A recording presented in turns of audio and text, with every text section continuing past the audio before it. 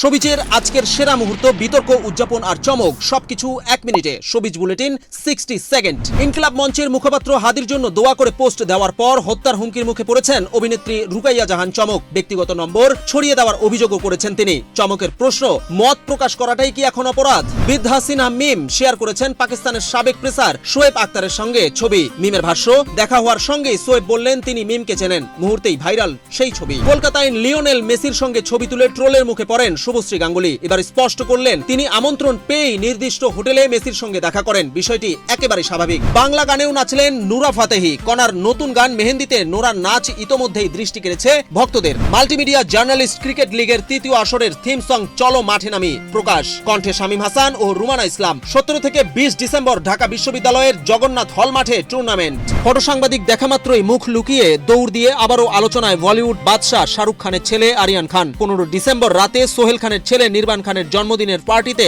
যোগ দিয়ে মুম্বাইয়ের এক অভিজাত হোটেলে পৌঁছান তিনি। আর সেখানেই ক্যামেরাবন্দী হয় আরিয়ানের সেই মুহূর্ত, যা দ্রুত সোশ্যাল মিডিয়ায় ভাইরাল হয়ে যায়।